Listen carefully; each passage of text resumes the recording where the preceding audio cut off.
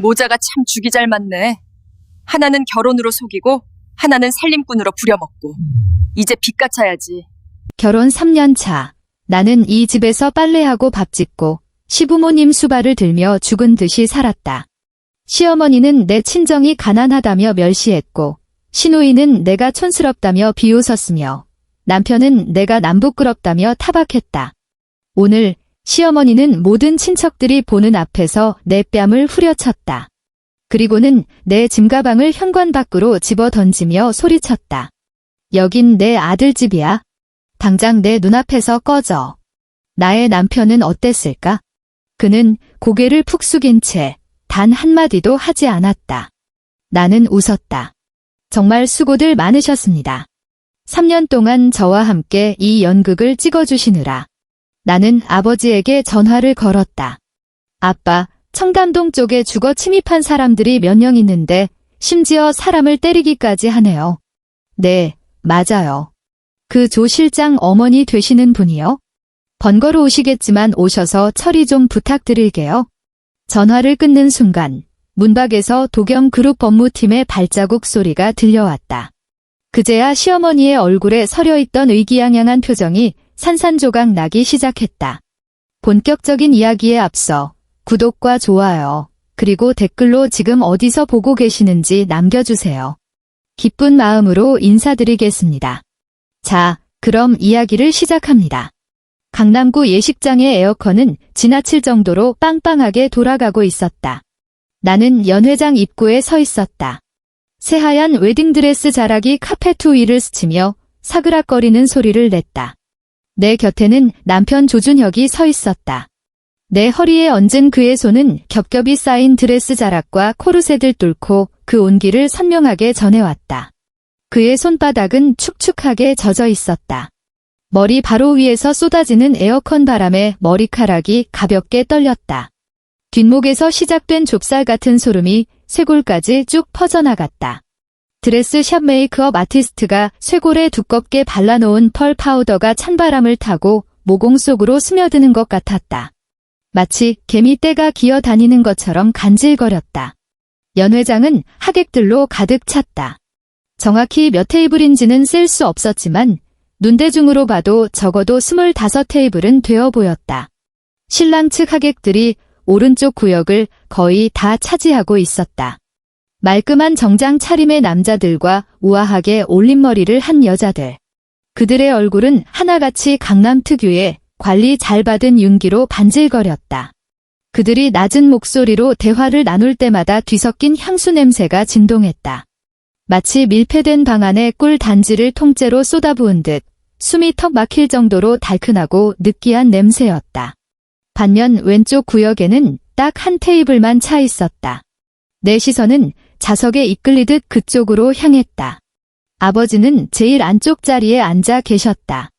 재작년 회사 송년회 때 사셨던 아버지가 가진 유일한 회색 양복을 입고 계셨다. 소매 끝에 삐져나온 실밥이 눈에 밟혔다. 내가 직접 가위로 잘라냈는데 또 튀어나온 모양이었다. 그 옆에는 어머니가 앉아 계셨다. 푸른색 한복이 어머니의 창백한 안색을 더욱 도드라져 보이게 했다. 어머니는 무릎 위에 치마자락을 계속해서 매만지셨다. 마치 그 비단천 위에 대단한 얼룩이라도 묻은 것처럼. 이모와 이모부, 그리고 사촌 동생까지 모두 5명이었다. 12명이 앉을 수 있는 커다란 원형 테이블에 5명이 옹기종기 모여 앉아 있었고 텅 빈 나머지 의자들은 마치 입을 쩍 벌린 채 무언가를 비웃는 것처럼 보였다. 신랑 어머니의 축사가 있겠습니다. 사회자의 목소리가 스피커를 타고 터져나왔다. 찌지직거리는 전류 소리가 귀를 찔렀다. 나는 시어머니, 아니 이제는 어머니라고 불러야 할 최말순 여사가 헤드 테이블에서 일어서는 것을 보았다. 그녀는 짙은 자주색 개량 한복을 입고 있었다. 조명을 받은 금실 자수가 번쩍거렸고 쪽진 머리에는 비취 비녀가 꽂혀 있었다. 20m 밖에서도 한눈에 알아볼 수 있을 만큼 선명한 제왕 녹색 비취였다. 그녀는 사회자가 건네는 마이크를 받아 들고 자리에 멈춰 서서 턱을 살짝 치켜들었다. 그 각도, 훗날 내가 수없이 마주하게 될 그 각도였다. 턱은 15도 치켜들고 눈꺼풀은 3분쯤 내리깐 채 광대뼈 너머로 상대를 내려다보는 시선. 마치 상대방을 허리 굽혀 자세히 들여다봐야 겨우 보이는 바닥의 먼지처럼 취급하는 그 눈빛이었다. 귀빈 여러분. 마이크를 타고 울려 퍼지는 그녀의 목소리는 연습한 티가 역력할 만큼 부드러웠다. 오늘 우리 준혁이의 경사스러운 날에 바쁘신 와중에도 축하하러 와주셔서 감사합니다. 드문드문 박수 소리가 들려왔다. 허리에 감린 준혁의 손에 힘이 들어가는 게 느껴졌다. 준혁이는 제 자랑입니다. 연세대 학교를 졸업하고 제 손으로 창업해서 젊은 나이에 번듯한 회사를 일구었죠. 어미로서 정말 자랑스럽고 흐뭇합니다. 다시 한번 박수가 터져나왔다. 아까보다 소리가 조금 더 컸다. 준혁의 입꼬리가 살짝 올라갔다. 누군가 칭찬할 때마다 나오는 그 특유의 버릇이었다. 물론 어머니는 잠시 말을 멈췄다. 특별히 감사드려야 할 분들이 또 있죠. 가난. 그녀는 말을 멈췄다. 순간 연회장 전체가 숨을 죽였다. 에어컨 돌아가는 웅웅 소리가 갑자기 선명하게 들려왔다. 가난한 사돈댁에도 감사를 전합니다. 그녀는 말을 이으면서도 미동 하나 없이 웃고 있었다. 가난한 집안에서 이렇게 속 깊은 딸을 키워내시느라 정말 고생이 많으셨겠습니다. 고생이 많으셨겠다는 말을 할 때 그녀의 시선이 비로소 나를 떠나 왼쪽 구역의 유일한 테이블로 향했다. 5사람. 그 5사람이 입은 옷을 다 합쳐도 그녀의 머리에 꽂힌 비취 비녀 하나 값도 안 될 그곳을 향해서 등 뒤에서 누군가 킥킥거리는 소리가 들렸다. 비눗방울 터지듯 작았지만 그 찰나의 정적 속에서는 고막을 찢을 듯 날카롭게 들렸다. 서연아. 어머니의 시선이 다시 내게로 돌아왔다. 마이크가 그녀의 짙은 붉은색 립스틱이 발린 입술을 향했다. 이제 우리 조씨 집안 문지방을 넘었으니 너도 조씨 집안 사람이다. 준혁이 내조 잘하고 시부모 잘 모셔라. 알겠지? 그녀는 우리 두 집안이 잘 지내보자고 하지 않았다. 앞으로 서연이도 내 딸이다라고도 하지 않았다. 그녀는 그저 200명이 넘는 사람들 앞에서 마치 적선이라도 하듯 내게 상기시킨 것이다. 내 위치를 잊지 말라고. 나는 고개를 숙였다. 드레스 자락이 바닥에 늘어져 있어 내 발은 보이지 않았다. 가슴 속에서 무언가가 울컥 치밀어 올랐다. 목구멍을 누군가 꽉 움켜쥔 듯 조여왔다. 나는 억지로 침을 삼키며 위로 솟구치는 감정을 꾹꾹 눌러 담았다. 감사합니다. 어머니. 내 입에서 나온 목소리는 침착하고 정중했다. 마치 100번은 리허설을 한 것처럼. 아버지는 여전히 고개를 들지 못했다. 내가 선 위치에서는 아버지의 정수리, 희끗희끗해진 머리카락이 샹들리에 불빛에 반사되어 번들거리는 것만 보였다. 아버지는 찻잔을 쥐고 있었다. 찬물이 거의 맹물처럼 옅어진 걸 보니 그 잔을 꽤 오랫동안 들고 계셨던 모양이다. 어머니의 축사는 계속되었다. 그녀는 참석한 귀빈들에게 감사를 표하며 내가 알지도 못하는 이름과 직함들을 줄줄이 읊어댔다. 무슨 회장님, 무슨 이사님, 무슨 사모님. 이름이 호명될 때마다 당사자는 가볍게 목례를 했고 주변 사람들은 아부 섞인 웃음을 터뜨렸다. 왼쪽 구역의 그 테이블만은 끝까지 침묵을 지켰다. 결혼식이 끝나고 우리는 차를 타고 청담동 아파트로 향했다. 준혁의 차는 작년에 뽑은 검은색 제네시스 G80이었다. 베이지색 가죽 시트에서는 아직 새 차 냄새가 채 빠지지 않아 그가 뿌린 이름 모를 향수 냄새와 뒤섞여 묘한 악취를 풍겼다. 밀폐된 차 안에서 그 냄새가 발효되는 것 같아 속이 울렁거렸지만 내색하지 않았다. 그는 한 손으로 운전대를 잡고 다른 한 손은 내 무릎 위에 올려두었다. 드레스 자락 위라 무게감은 거의 없었지만 그 손의 존재감은 뚜렷했다. 마치 얌전히 웅크리고 있다가 언제 발톱을 드러낼지 모르는 고양이 같았다. 피곤해. 그가 물었다. 괜찮아요. 내가 대답했다. 차 안에는 침묵이 흘렀다.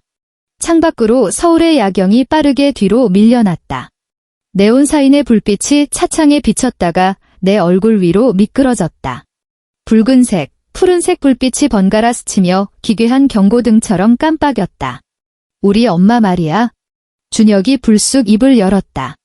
말을 좀 가리지 않고 하는 편이라 그래? 너무 마음에 담아두지 마. 나는 고개를 돌려 그를 바라보았다. 날렵한 턱선과 뚜렷한 이목구비. 누가 봐도 잘생긴 얼굴이었다. 하지만 그 말을 할 때 그의 눈은 줄곧 앞만 보고 있었다. 나를 보지 않았다. 마음에 안 담아뒀어요. 거짓말이었다. 당연히 마음에 담아뒀다. 가난이라는 단어. 끝내 입 밖으로 뱉으려다 삼켰지만 오히려 그 망설임이 더 비수가 되어 꽂혔다. 그 단어를 말하면 안 된다는 걸 알면서도 굳이 입에 올리고 싶어 했다는 뜻이니까. 하지만 굳이 그에게 내 속마음을 들킬 필요는 없었다. 차가 청담동으로 들어서자 건물들은 점점 더 높아지고 화려해졌으며 길가에 주차된 차들의 가격대도 올라갔다. 준혁의 G80은 이곳에서 평범한 축에 속했다. 흰 장갑을 낀 운전기사가 모는 벤틀리와 포르쉐가 우리 차 옆을 스쳐 지나갔다. 아파트 입구에는 24시간 경비 초소가 있었다. 경비원은 준혁의 차 번호를 확인하자마자 자리에서 벌떡 일어나 90도로 허리를 숙였다. 전동 차단기가 부드럽게 올라갔고 우리는 지하 주차장으로 미끄러져 들어갔다. 주차를 마친 뒤 준혁이 조수석 문을 열어주었다. 나는 낑낑대며 드레스 자락을 차 밖으로 끌어냈다. 치마 끝자락이 바닥에 쓸리며 회색 먼지가 묻었다. 준혁이 미간을 살짝 찌푸렸지만 별말은 하지 않았다. 엘리베이터는 입주민 전용 카드를 찍어야만 움직였다. 우리는 32층에 살았다. 엘리베이터가 고속으로 상승하면서 귀가 먹먹해졌다. 기압 차이 때문에 고막이 팽창하는 느낌이었다. 침을 삼켜보았지만 목구멍이 꽉 막힌 듯 답답함은 가시지 않았다. 엘리베이터 문이 열리는 순간 나는 어머니를 보았다. 그녀는 아파트 현관 앞에 서 있었다. 여전히 그 짙은 자주색 개량 한복 차림이었고 손에는 검은색 보자기를 들고 있었다. 우리를 본 그녀의 얼굴에 미소가 떠올랐다. 입꼬리 근육만 정확하게 당겨 올린 눈은 전혀 웃지 않는 그런 미소였다. 왜 이렇게 늦었니? 그녀가 물었다. 살짝 타박하는 듯한 말투였다. 1시간이나 기다렸잖니? 차가 좀 막혀서요. 준혁이 한 발 나서며 자연스럽게 어머니의 어깨를 감싸 안았다. 어머니가 먼저 와 계실 줄은 몰랐네요. 내일 오신다고 하지 않으셨어요? 내일 오라니. 어머니가 눈썹을 치켜떴다. 내일 아침 일찍 서연이가 너랑 내 아버지를 위해 미역국을 끓여야 하는데 내가 오늘 밤에 와서 주방 점검도 안 하고 어떻게 안심을 하니? 나는 그 자리에 못 박힌 듯 서 있었다. 웨딩드레스의 무게가 발목을 짓누르는 것 같았다. 드레스 자락은 완전히 바닥에 내려앉아 하얀 꼬리처럼 내 뒤로 길게 늘어져 있었다. 서연아. 준혁에게서 시선을 뗀 어머니가 나를 바라보았다. 너 설마 그 꼴로 방에 들어갈 생각은 아니지? 나는 내 몰골을 내려다보았다. 주차장 바닥을 쓸고 다닌 탓에 드레스 끝단이 시커멓게 더러워져 있었다. 조명 아래서 보니 더욱 도드라져 보였다. 제가 현관에서 신발 갈아 신고 들어와. 그녀가 내 말을 잘랐다. 드레스는 화장실 가서 갈아입고 마룻바닥 더럽히지 말고. 나는 고개를 끄덕이고 허리를 숙여 웨딩 슈즈를 벗었다. 하루 종일 신고 있었던 흰색 키릴이었다. 뒤꿈치에 물집이 잡혀 있었는데 신발을 벗자 살가죽이 뜯겨나가는 것처럼 쓰라렸다. 물집이 터져 투명한 진물이 신발 안쪽에 묻어났지만 준혁도 어머니도 눈치채지 못했다. 두 사람은 이미 집 안으로 들어간 뒤였다. 나는 양말 차림으로 현관 마루를 디뎠다.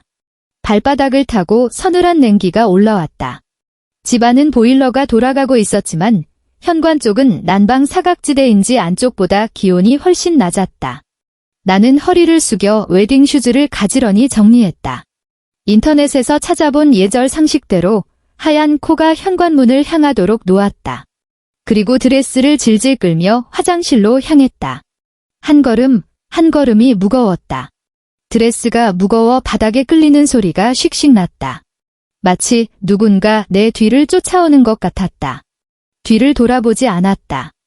아무것도 없다는 걸 알고 있었으니까. 화장실 문을 잠그고 나서야 거울 앞에 섰다. 거울 속 여자는 화려한 화장에 복잡하게 따아 올린 머리를 하고 있었다.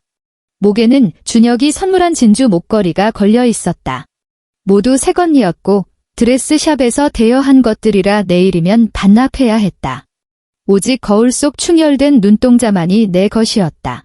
피곤해서인지 아니면 다른 이유 때문인지 눈이 붉게 달아올라 있었다. 드레스 등 뒤에 지퍼를 내리려 손을 뻗었다. 손끝이 금속 지퍼에 닿는 순간 물집 터진 뒤꿈치에서 날카로운 통증이 찌릿하게 올라왔다. 내려다보니 흰 양말 뒤꿈치 부분에 붉은 얼룩이 번져 있었다. 피였다. 많지는 않았지만 분명한 핏자국이었다. 드레스를 벗어 잘 개어 세탁기 위에 올려두었다. 가져온 실내복으로 갈아입었다. 무릎이 하얗게 다른 회색면 트레이닝복이었다. 화장실에서 나오니 어머니는 거실 소파에 앉아 다리를 꼬고 차를 마시고 있었다. 준혁은 언제 갈아입었는지 편한 옷차림으로 그녀 옆에 앉아 스마트폰을 들여다보고 있었다. 서연아. 나를 본 어머니가 찻잔을 내려놓았다. 이리 와서 앉아라. 내일 일정 알려주마. 나는 그녀 맞은편 1인용 소파에 앉았다. 엉덩이를 붙이는 순간 뒤꿈치가 소파 다리에 부딪혀 비명이 튀어나올 뻔했다. 혀를 깨물며 참았다. 내일 아침 5시. 어머니가 말했다. 일어나서 미역국 끓여라. 재료는 내가 오늘 가져왔다. 그녀가 현관에 둔 검은 보자기를 턱으로 가리켰다. 미역, 소고기, 마늘, 양념 같은 건 주방에 있을 거다. 5시 반까지는 다 끓여놔야 한다. 6시에 나랑 내 시아버지가 아침 먹으러 올 테니까. 무언가 말하려다 입을 다물었다. 불만 있니? 그녀가 물었다. 아닙니다. 그래, 그럼 됐다. 그녀가 자리에서 일어나 치마에 보이지도 않는 먼지를 터는 신용을 했다. 준혁아, 엄마 좀 데려다다오. 준혁은 즉시 휴대폰을 놓고 일어나 어머니를 부축해 현관으로 향했다. 내 곁을 지나치던 어머니가 잠시 걸음을 멈추고 나를 내려다보았다. 서연아. 마치 아주 사소한 일을 당부하듯 가벼운 말투였다. 너희 집에서 해온 게 하나도 없잖니? 이 집이며 가구며 가전이며 전부 우리 준혁이가 장만했어. 내가 평생 소처럼 일해도 그 빚 다 못 갚는다. 그녀는 턱을 치켜들고 금태 두른 구두를 또각거리며 문 밖으로 나갔다. 적막한 아파트의 문 닫히는 소리가 유난히 크게 울렸다. 그날 밤 나는 거실에 홀로 앉아 새벽 2시 반까지 깨어 있었다. 어머니를 배웅하고 돌아온 준혁은 피곤해서 먼저 잘게라는 한마디를 남기고 안방으로 들어갔다. 샤워기 물소리, 헤어드라이어 소리, 침대 매트리스가 눌리는 삐걱 소리가 차례로 들렸고 이내 고른 숨소리가 들려왔다. 나는 소파에 앉아 천장의 등만 멍하니 바라보았다. 심리적 안정을 준다는 따뜻한 노란색 조명이었지만 전혀 안정이 되지 않았다. 추웠다. 보일러가 꺼진 듯한 추위가 아니라 뼛속 깊은 곳에서부터 스며나오는 한기였다. 누군가 혈관에 얼음물을 주사하는 것 같았다. 2시 35분 나는 몸을 일으켜 주방으로 향했다. 어머니가 가져온 식재료는 냉장고 안에 있었다. 하나씩 꺼냈다. 꽝꽝 언 소고기 등심 한 덩이, 마른 미역 한 봉지, 마늘 몇 쪽, 작은 간장병. 마른 미역은 미리 불려야 한다는 걸 인터넷에서 찾아봐서 알고 있었다. 큰 볼에 물을 가득 받고 미역을 담갔다. 미역이 물에 닿자 사르르 하는 미세한 소리가 났다. 볼을 싱크대 옆으로 밀어놓고 쭈글쭈글하던 미역이 서서히 풀어지며 가장자리가 부드럽게 변해가는 모습을 지켜보았다. 소고기는 여전히 돌덩이처럼 단단했다. 해동이 필요했다. 비닐팩에서 꺼내 다른 볼에 담고 미지근한 물을 부었다. 고기 표면에 하얗게 낀 서리가 손가락에 닿자 마치 금속을 만지는 것처럼 차가웠다. 새벽 3시 45분 미역은 부드럽게 불어났고 소고기도 얼추 녹았다. 고기를 작게 썰기 시작했다. 칼날이 묻어서 고기가 자꾸 미끄러졌다. 아타는 순간 칼날이 손가락을 스쳤다. 검지 옆구리에서 붉은 핏방울이 맺혔다. 작았지만 통증은 날카로웠다. 손가락을 입에 물자비릿한 쇠맛이 혀끝에 퍼졌다. 주방에는 냉장고 모터 돌아가는 웅웅 소리와 덜 잠긴 수도꼭지에서 떨어지는 물방울 소리만 똑똑 울렸다. 4시 30분 유국을 끓이기 시작했다. 냄비에 물을 붓고 불린 미역을 넣어 센 불로 끓였다. 펄펄 끓는 물 속에서 미역이 춤을 추며 거품을 토해냈다. 국자로 거품을 걷어냈다. 불을 줄이고 소고기와 마늘, 간장, 소금을 넣었다. 5시 3분 어머니가 지시한 미역국이 완성되었다. 뚝배기에 옮겨 담아 식지 않게 가스레인지 위에 올려두었다. 싱크대에 기대어 창밖을 내다보았다. 하늘이 서서히 밝아오고 있었다. 서울의 겨울 아침은 늦게 밝았다. 5시가 넘었는데도 밖은 여전히 어두웠지만 저 멀리 지평선에는 희미한 회청색 빛이 감돌았다. 가끔 차들이 지나가는 소리가 들려왔다. 타이어가 아스팔트를 지시기는 소리가 멀리서 천둥 소리처럼 웅웅거렸다. 손을 내려다보았다. 베인 상처에서 피는 멈췄지만 벌겋게 부어올라 욱신거렸다. 칼자루를 오래 쥐고 있던 반대쪽 손바닥에는 붉은 자국이 선명했다. 손냄새를 맡아보니 미역 비린내와 고기 냄새가 진동했다. 5시 35분 울초인종이 울렸다. 현관으로 달려가 문 열림 버튼을 눌렀다. 문이 열리자 어머니의 얼굴이 나타났다. 그 뒤에는 아버지, 아니 시아버지가 무표정한 얼굴로 서 있었다. 희끗한 머리카락을 가진 노신사였다. 어머니의 눈이 매섭게 현관 바닥을 훑더니 내 발에서 멈췄다. 나는 집에서 가져온 낡은 회색면 슬리퍼를 신고 있었다. 그녀의 미간이 찌푸려졌다. 왜 그런 걸 신고 있니? 내가 사다 둔 거 있잖니? 나는 내 발을 내려다보다가 신발장 옆에 놓인 새하얀 레이스 달린 실내화를 보았다. 어머니가 준비해 둔 것이었다. 어제 봤을 때부터 실용적이지 않다고 생각했다. 바닥이 미끄러운 재질이라 주방 타일 위에서는 위험해 보였기 때문이다. 하지만 설명 대신 대답을 택했다. 네, 바로 갈아 신겠습니다.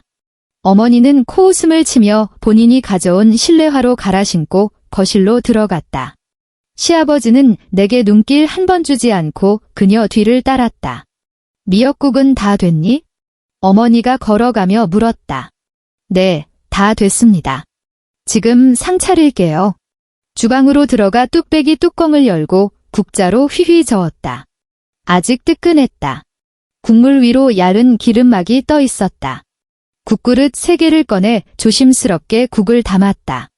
고기와 미역의 양, 국물의 높이가 3그릇 모두 균일하도록 신경 썼다. 쟁반을 들고 식탁으로 향했다. 두 분은 이미 식탁에 앉아 계셨다. 6인용 원목 식탁의 상석과 그 오른쪽 자리였다. 준혁의 자리는 상석 왼쪽, 그리고 내 자리는? 서연아. 어머니가 입을 열었다. 뭐 하고 서 있어? 국 안 내오고. 퍼뜩 정신을 차리고 다가가 그릇을 하나씩 내려놓았다. 어머니 앞에 하나, 시아버지 앞에 하나, 준혁의 자리에 하나. 준혁 씨 깨우고 오겠습니다. 안방으로 가서 문을 두드렸다. 대답이 없었다. 다시 한번 두드리자 웅얼거리는 소리가 들렸다. 준혁 씨, 일어나요. 아버님, 어머님 오셨어요. 문이 열리고 준혁이 부스스한 머리로 나타났다. 눈이 퉁퉁 부어 있었다. 그가 눈을 비비며 하품을 하더니 나를 쳐다봤다. 몇 시야? 6시 10분이요. 그가 또다시 하품을 하더니 나를 툭 치고 지나가 식당으로 향했다. 어깨가 부딪혔지만 잘 잤어. 라는 인사는커녕 수고했어 라는 말 한마디 없었다. 그의 뒤를 따라 식당으로 갔다. 자리에 앉은 그가 국그릇을 들고 한 모금 마시더니 그음하고 신음을 냈다. 왜 그러니? 어머니가 즉각 반응했다. 좀 짜요. 어머니의 미간이 좁혀졌다. 그녀는 숟가락으로 국물을 떠서 입으로 가져갔다. 맛을 본 그녀의 표정이 묘하게 변했다. 실망한 것 같기도 하고 예상했다는 듯 만족스러워하는 것 같기도 했다. 짜구나. 그녀가 숟가락을 내려놓고 나를 쏘아보았다. 서연아, 소금 얼마나 넣었니? 2숟가락 정도요. 2숟가락. 그녀의 목소리 톤이 높아졌다. 미역 자체에 짠 기가 있다는 거 모르니? 한 숟가락도 많은데 2숟가락을 넣어? 인터넷 레시피대로 했다고 말하려다 입을 다물었다. 됐다, 됐어. 시아버지가 낮게 가라앉은 목소리로 입을 열었다. 잠긴 목소리였다. 그냥 먹자. 앞으로 주의하면 되지? 여보, 어떻게 그냥 드세요? 준혁이 인상을 썼다. 서연아, 다시 끓여와. 됐다. 어머니가 손을 저었다. 다시 끓이면 시간 걸려. 나 이따 약속 있어. 그녀는 숟가락을 들어 억지로 2번 더 떠먹는 신용을 하더니 숟가락을 탁 내려놓았다. 서연아, 이건 내가 먹어라. 그녀가 자리에서 일어났다. 시아버지도 따라 일어났다. 준혁이 당황해서 물었다. 엄마, 벌써 가시게요? 입맛 버렸다. 너도 먹지 마라. 나가서 사 먹어. 그녀는 현관으로 향했고 시아버지가 뒤따랐다. 처음부터 끝까지 그녀는 나를 다시 쳐다보지 않았다. 문이 닫히자 식당에는 나와 준혁만 남았다. 그는 손도 대지 않은 미역국을 내려다보다가 나를 쳐다보았다. 서연아, 너 진짜 성의가 없네? 나는 국그릇을 내려놓던 자세 그대로 굳어 있었다. 새벽 2시 반에 일어나 준비했다고, 고기 썰다 손가락을 베었다고, 미역국 끓이는 건 처음이라 간 맞추기가 어려웠다고 말하고 싶었다. 하지만 결국 내 입에서 나온 말은 이것뿐이었다. 죄송해요. 다음부턴 주의할게요. 그는 코웃음을 치더니 자리에서 일어나 안방으로 들어가 버렸다. 쾅 닫히는 문소리가 텅 빈 아파트를 울렸다. 마치 판결을 내리는 망치 소리 같았다. 나는 식탁 위에 덩그러니 놓인 내 그릇의 미역국을 바라보았다. 새 그릇은 거의 그대로였고 어머니 그릇만 2-3숟가락 줄어 있었다. 국은 이미 식어가고 있었고 표면에는 얇은 기름 막이 굳어 있었다. 나는 내 자리, 국그릇이 놓여있지 않은 그 자리에 앉았다. 그리고 준혁이 앞에 놓여있던 그릇을 가져와 숟가락으로 떠서 입에 넣었다. 짠가? 모르겠다. 혀가 마비된 것 같았다. 입 안 가득 미역 비린내와 알 수 없는 찝찝함만이 맴돌았다. 그것이 조준혁의 아내로서 맞이한 첫날 아침이었다. 결혼 생활은 끝이 보이지 않는 컨베이어 벨트 위의 삶 같았다. 나는 그 벨트 위에 올려진 부품이 되어 깎이고, 놀리고, 검사받았다. 마지막에 합격 혹은 불합격 도장이 찍히기만을 기다리는 부품. 매일 새벽 5시 휴대폰 알람이 울렸다. 시스템 기본 설정인 전자음이었다. 날카롭고 신경을 긁는 소리가 마치 바늘로 관자놀이를 찌르는 것 같았다. 준혁은 잠고가 밝아 조금만 시끄러워도 짜증을 냈기에 나는 휴대폰을 진동으로 바꿔 베개 밑에 넣어두었다. 진동은 더 고역이었다. 뇌 속 어딘가에 파묻힌 벌레가 꿈틀거리며 기어 나오려는 듯 둔탁하고 간헐적인 떨림이 머리를 울렸다. 이불을 걷어차고 일어났다. 소리를 내면 안 되니 조심스럽게 움직였다. 이불 밖으로 나오자마자 차가운 새벽 공기가 드러난 팔과 목을 감쌌다. 서울의 겨울은 건조하고 음습했다. 보일러가 돌아가는데도 새벽 5시에 공기는 살을 내는 칼날 같았다. 슬리퍼를 신었다. 어머니가 사다 둔 그 하얀 레이스 슬리퍼였다. 여전히 바닥이 미끄러웠지만 어머니가 올 때마다 검사했기에 요령껏 걷는 법을 익혔다. 주방으로 들어갔다. 센서등이 켜지며 눈을 찌르는 백색 광이 쏟아졌다. 눈이 부셔 잠시 찡그리고 서 있다가 동공이 적응하기를 기다렸다. 냉장고에서 어제 장봐둔 재료들을 꺼냈다. 달걀, 파, 마늘, 두부, 된장, 무, 소고기. 어머니는 매 끼니 반찬은 최소 5가지라고 못 박았다. 그게 조씨 집안의 법도라고 했다. 달걀은 가장자리가 타지 않게 네모 반듯한 계란말이로 만들어야 했다. 두부는 노릇노릇하게 부쳐내되 속은 부드러워야 했고 무는 너무 맵지 않고 새콤달콤한 생채로 무쳐야 했다. 소고기는 얇게 저며 접시에 꽃처럼 담아내는 로스 편채로, 그리고 된장찌개. 어머니는 된장찌개를 한국인의 영혼이라 칭하며 매일 상에 올리게 했다. 가스레인지 앞에 섰다. 하나씩 요리를 시작했다. 프라이팬에 기름을 두르고 약불로 예열했다. 기름 표면에 아지랑이가 피어오를 때쯤 풀어둔 달걀물을 부었다. 치익 소리와 함께 달걀물이 퍼지며 가장자리가 익어가기 시작했다. 젓가락으로 조심스럽게 말아 올렸다. 한 겹, 두 겹 노란 담요를 개듯 정성스럽게. 첫 번째, 두 번째, 세 번째, 네 번째. 눈꺼풀이 천근만근이었다. 손도 떨려 하마터면 달걀을 태울 뻔했다. 심호흡을 하며 정신을 차리려 애썼다. 계란말이를 끝내고 두부 부침을 시작했다. 두부를 네모나게 썰어 밀가루 옷을 얇게 입힌 뒤 기름 두른 팬에 올렸다. 지글지글 식어가는 소리가 듣기 좋았다. 마치 여름날 매미 소리 같았다. 무언가를 듣기 좋다고 느낀 건 정말 오랜만이었다. 무생채, 로스 편채, 된장찌개. 요리마다 정해진 순서와 불 조절, 양념 비율이 있었다. 실수하면 안 된다. 어머니가 검사할 테니까. 6시 30분 준혁이 안방에서 나왔다. 말끔하게 정장을 차려입고 머리까지 단정하게 빗어 넘긴 모습이었다. 얼굴에는 아직 가시지 않은 잠투정과 짜증이 묻어 있었다. 아침 다 됐어? 그가 물었다. 네, 다 됐어요. 앉으세요. 마지막 반찬을 들고 식탁으로 향했다.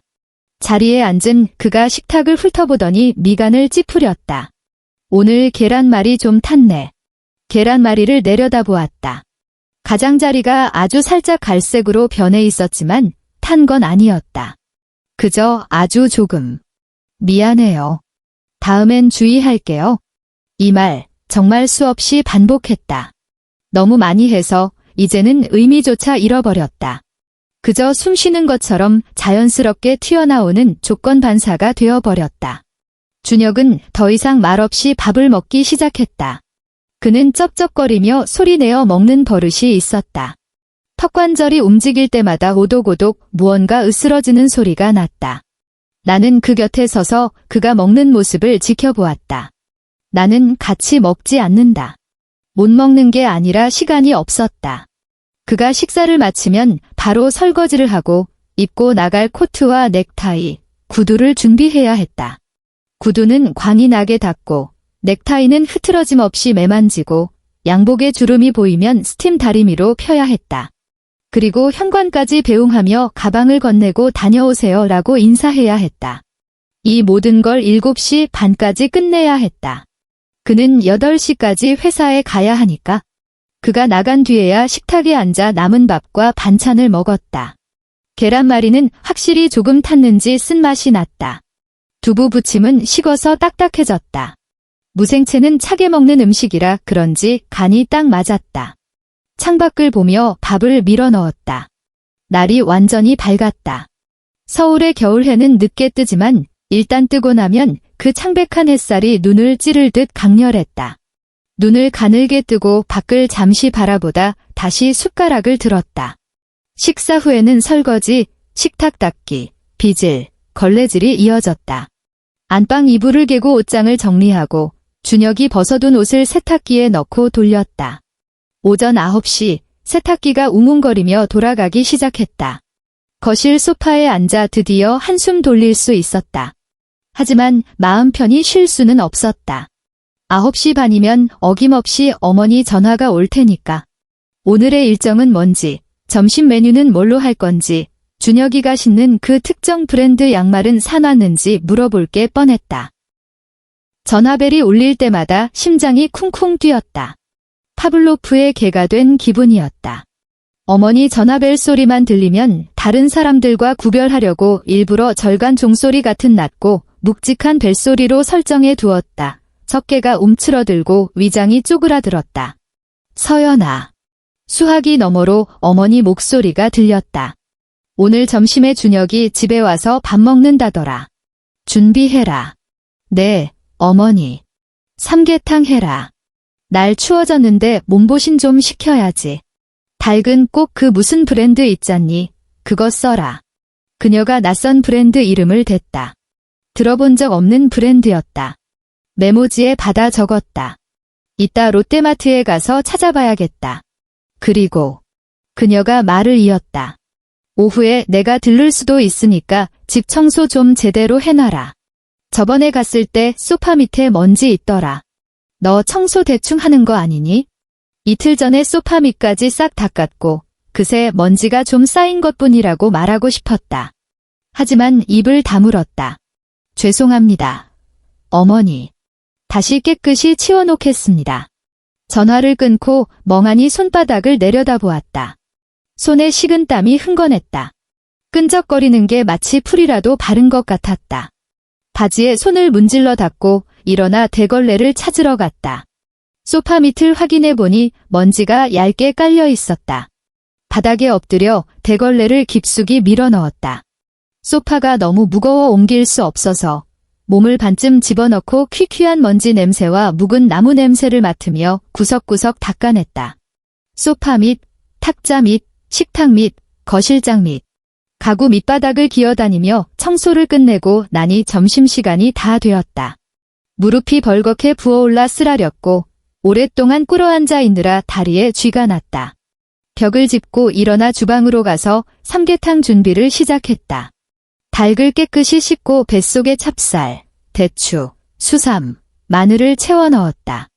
뚝배기에 담고 물을 부어 센 불로 끓이다가 약불로 줄여 2시간을 푹 고아냈다. 이제 손에 익어 기계적으로 움직였다. 3달 전만 해도 할 줄 몰랐던 요리였다. 어머니가 팔짱을 끼고 주방 문가에 서서 자니 그게 아니고 넌 어떻게 이런 것도 못하니 우리 준혁이는 내가 해준 것만 먹는데 라며 잔소리를 퍼붓던 게 엊그제 같았다. 반복하면 익숙해진다. 많은 일들이 본능처럼 굳어졌다. 삼계탕을 불에 올려두고 다른 반찬을 준비했다. 밥, 김치, 나물, 그리고 메인 요리 하나 더 준혁이 좋아하는 제육볶음으로 정했다. 12시에 도어락이 띠리릭 소리를 내며 열렸다. 준혁이 들어왔다. 현관으로 달려가 코트를 받아 옷걸이에 걸었다. 그는 남성용 짙은 회색 슬리퍼로 갈아 신고 곧장 식탁으로 향했다. 밥 다 됐어? 네, 잠시만요. 뚝배기에서 삼계탕을 덜어 어머니가 지정한 고급 도자기 그릇에 담았다. 밥, 김치, 나물, 제육볶음까지 상을 차렸다. 준혁이 숟가락을 들었고 나는 그 옆에 섰다. 삼계탕을 몇 숟가락 뜨던 그가 금 하고 멈췄다. 닭고기가 좀 질기네. 고개를 숙였다. 2시간이나 삶았는데 내 생각엔 충분히 부드러울 것 같았지만 그가 말하는 질기다의 기준은 내 상식과 다른 모양이었다. 미안해요. 다음엔 더 오래 끓일게요. 그는 대꾸 없이 다시 밥을 먹기 시작했다. 식사 시간 내내 침묵이 흘렀다.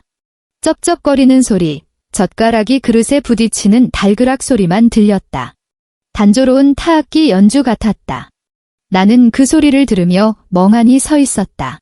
머릿속이 하얗게 비어버린 것 같았다. 식사가 끝나고 설거지를 했다. 그는 안방에 들어가 낮잠을 잤다. 시끄럽게 하지 말라는 당부와 함께 오후 2시 어머니가 들이닥쳤다. 들어오자마자 검열이 시작됐다. 현관 신발 정리는 잘 됐는지, 소파 쿠션 각도는 맞는지, 잡지들은 크기 순으로 정렬됐는지, 가스레인지에 기름때는 없는지, 화장실 거울에 물얼룩은 없는지. 그녀의 검지 손가락이 거실 탁자를 훑었다. 손끝을 확인한 그녀가 미간을 찌푸렸다. 여기 먼지. 가까이 가서 보니 눈에 보일 듯 말 듯한 먼지가 묻어 있었다. 죄송합니다. 바로 닦을게요. 그녀는 코웃음을 치며 소파에 앉아 다리를 꼬았다. 서연아. 그녀의 목소리에 묘한 기운이 서려 있었다. 너 우리 집에 시집 온 지 벌써 3달 다 되어가지? 네, 어머니. 3달. 그녀가 단어를 곱씹었다. 너랑 준혁이, 그건 어떻게 되어가니? 무슨 일을 말하는 건지 몰라 잠시 멍하니 있었다.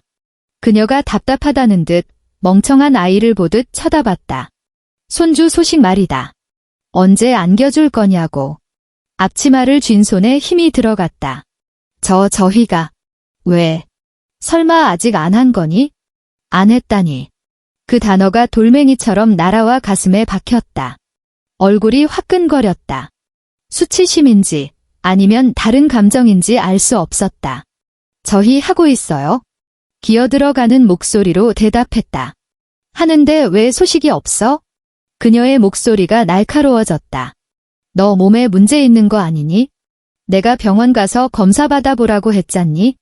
갔어, 안 갔어? 아직. 그녀가 벌떡 일어나 내 앞으로 다가왔다.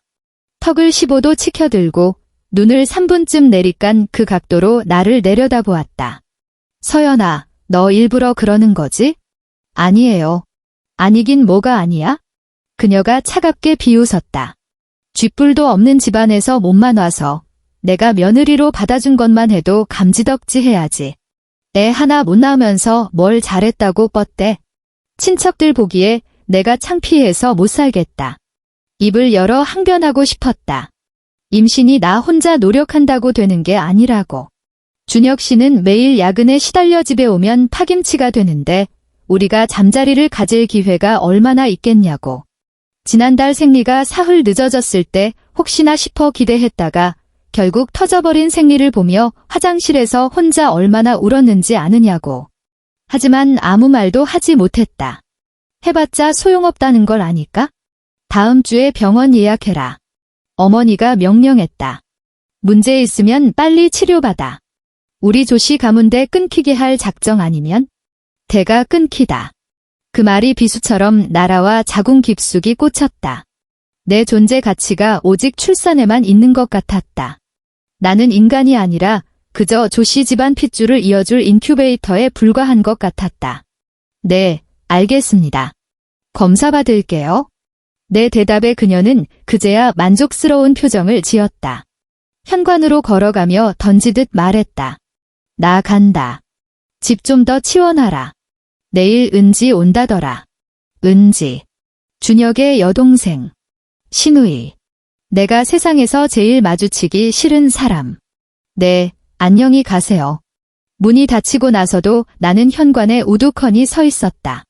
준혁이 안방에서 나와 저녁 메뉴를 물어볼 때까지. 조은지가 오는 날은 평소보다 더 일찍 일어났다. 새벽 4시 30분 알람이 울리기도 전에 눈이 떠졌다. 정확히 말하면 알 수 없는 불안감이 나를 깨웠다. 가슴 위에 무거운 돌덩이를 얹어놓은 듯 답답해서 더 이상 누워있을 수가 없었다. 일어나 욕실로 향했다. 거울 속 내 얼굴은 초췌했다. 눈 밑에는 수면 부족으로 인한 다크서클이 짙게 내려앉아 있었다. 찬물로 세수를 하며 정신을 차리려 애썼다. 청소를 시작했다. 은지가 오면 검사를 할 게 뻔했다. 그녀는 친정 법밀히 말하면 오빠 집이지만 그녀는 꼬박꼬박 친정이라 불렀다. 걔 올 때마다 흰 장갑을 끼고 집안 곳곳을 훑었다. 마치 깐깐한 위생 감독관처럼 먼지 한 톨도 용납하지 않겠다는 태도였다. 거실부터 닦았다. 소파 쿠션을 털고 탁자는 전용 세제까지 뿌려가며 닦았다. 카페투은 청소기를 3번이나 돌렸고 커튼 주름 하나하나가 대칭이 되도록 정리했다. 다음은 주방. 가스레인지는 광이 날 때까지 문질렀고 후드 필터까지 뜯어내 기름때를 제거했다. 싱크대 틈새는 칫솔로 박박 닦았다. 뜨거운 물과 세제에 오래 노출된 손가락 피부가 쭈글쭈글해지고 갈라져 쓰라렸다.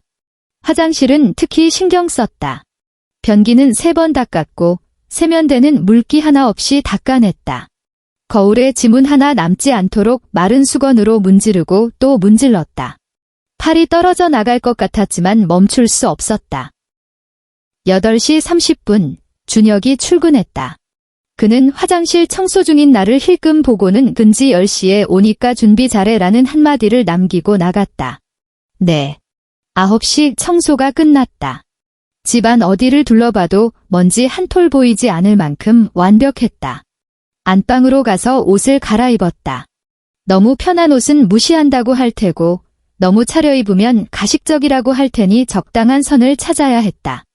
연회색 니트에 짙은 청바지를 입었다. 무난하고 단정한 차림이었다. 9시 50분 이 다과를 준비했다. 은지가 뭘 좋아했더라? 저번에 왔을 때 로즈마리 차를 마셨던가, 레몬차를 마셨던가? 기억이 나지 않아 2가지 다 준비했다. 디저트는 그녀가 단골이라는 가게의 마카롱을 준비했다. 어제 강남역 근처까지 가서 40분이나 줄을 서서 사온 것이었다. 찬바람 맞으며 기다리느라 발가락이 얼어붙는 줄 알았다. 산딸기, 피스타치오, 솔티드 카라멜. 그녀가 좋아하는 맛들로만 골라 담았다. 10시 5분 휘 초인종이 울렸다. 현관으로 달려가 문을 열었다. 은지가 서 있었다. 흰색 롱패딩에 요즘 유행하는 굵은 웨이브 펌을 하고 있었다. 화장은 완벽했고 입술은 붉었다. 손에는 내가 모르는 브랜드의 명품백이 들려 있었다. 언니. 그녀가 말꼬리를 길게 느리며 불렀다. 많이 기다렸죠? 아니에요, 아가씨. 어서 와요. 그녀가 또각또각 구두 소리를 내며 들어왔다. 슬리퍼를 꺼내주려 허리를 굽혔지만 그녀는 나를 본 채만 채하고 거실로 직행했다. 차는요? 걸어가면서 물었다. 준비했어요. 주방에서 차와 마카롱을 쟁반에 담아 내갔다. 흰 접시에 담긴 알록달록한 마카롱들이 예뻤다. 은지는 소파에 다리를 꼬고 앉아 거실을 눈으로 훑었다. 그러더니 가방에서 무언가를 꺼냈다. 흰 장갑이었다. 그녀가 천천히 장갑을 꼈다. 심장이 쿵쿵 뛰기 시작했다. 자리에서 일어난 그녀가 거실장 쪽으로 걸어갔다. 흰 장갑을 낀 손가락이 거실장 위를 스윽 훑고 지나갔다. 그녀가 멈춰 섰다. 손가락 끝을 눈앞으로 가져가 확인했다. 나도 보았다. 하얀 장갑 끝에 묻어난 희미한 회색 먼지를. 언니. 그녀의 목소리가 싸늘하게 변했다. 조롱이 섞인 말투였다. 이게 뭐예요? 저 아침에 닦았는데. 닦았다고요? 그녀가 코웃음을 쳤다. 등골이 서늘해지는 웃음이었다. 닦았는데 먼지가 이렇게 나와요? 언니는 참, 청소 하나 제대로 못해서 어떡해요. 그녀가 장갑을 벗으며 내게로 다가왔다. 나는 꼼짝도 할 수 없었다. 피하고 싶었지만 피해봤자 소용없다는 걸 알기에 발이 떨어지지 않았다. 내 앞에 선 그녀가 손을 들어 올렸다. 먼지 묻은 흰 장갑을 쥔 손이 내 얼굴을 향해 날아왔다. 찰싹. 장갑이 뺨을 때렸다. 아프지는 않았다. 천 조각일 뿐이니까. 하지만 그 느낌은 마치 사람들 앞에서 뺨을 얻어맞은 것보다 더 비참했다. 장갑이 얼굴에 닿는 순간 가죽 냄새와 땀 냄새, 그리고 먼지 냄새가 훅 끼쳤다. 장갑이 바닥으로 힘없이 떨어졌다. 주워요. 은지가 말했다. 허리를 숙여 장갑을 주었다. 손 안에 들어온 장갑은 나비처럼 가벼웠다. 언니. 머리 위에서 은지의 목소리가 들렸다. 우리 오빠가 언니 뭘 보고 결혼했는지 도통 모르겠네. 나는 고개를 숙인 채 장갑만 내려다보았다. 집안이 좋아, 돈이 많아, 얼굴이 예뻐, 능력이 있어? 그녀가 손가락을 꼽아가며 내 약점을 나열했다. 그렇다고 살림을 잘해, 애를 잘 낳아? 우리 집 식모 노릇이라도 똑바로 해야 할 거 아니에요? 그것도 못하면서. 대꾸할 말이 없었다. 그녀의 말이 다 맞는지도 모른다는 생각이 들었다. 배경도 없고, 돈도 없고, 예쁘지도 않고, 능력도 없는 나 계란말이 하나 제대로 못 말고, 미역국 간도 못 맞추고, 아이도 못 가지는 나은의 존재 가치가 정말 바닥난 것 같았다. 됐고.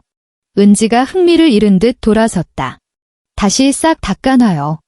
나 좀 누워있을 테니까 1시간 뒤에 다시 검사할 거예요. 그녀가 손님 방으로 들어갔다. 방문이 닫히고 거실에는 나 혼자 남겨졌다. 손에는 여전히 먼지 묻은 흰 장갑이 들려 있었다. 장갑을 탁자에 올려두고 다시 청소를 시작했다. 거실장, 아까 닦았지만 다시 닦았다. 물걸레로 닦고 마른 걸레로 물기까지 완벽하게 제거했다. 탁자, 찻잔과 접시를 치우고 표면을 닦았다. 마카롱 하나가 살짝 흐트러져 있어 조심스럽게 바로잡았다. 소파, 쿠션을 다시 털고 각을 잡았다. 소파 밑으로 기어들어가 다시 걸레질을 했다. 1시간 뒤, 은지가 방에서 나왔다. 다시 장갑을 끼고 같은 곳을 훑었다. 이번에는 깨끗했다. 그녀가 콧방귀를 뀌더니 장갑을 벗어 가방에 넣었다. 갈게요. 다음에 또 봐요. 그녀가 현관으로 걸어갔다. 배웅하려 따라갔지만 그녀는 뒤도 돌아보지 않고 구두를 신고 나가버렸다. 문이 닫히는 소리가 정막을 갈랐다. 나는 현관에 서서 닫힌 문을 한참 동안 바라보았다. 화장실로 들어가 문을 잠갔다. 세면대 물을 틀었다. 쏴 쏟아지는 물소리가 집안의 정적을 채웠다. 변기 옆에 쪼그려 앉아 무릎에 얼굴을 묻었다. 뺨에 닿았던 그 장갑의 감촉이 생생했다. 가볍고 더럽고 모욕적인 그 느낌. 울지는 않았다. 우는 법을 잊어버린 것 같았다. 그저 물소리를 들으며 내가 물에 녹아내리는 상상을 했다.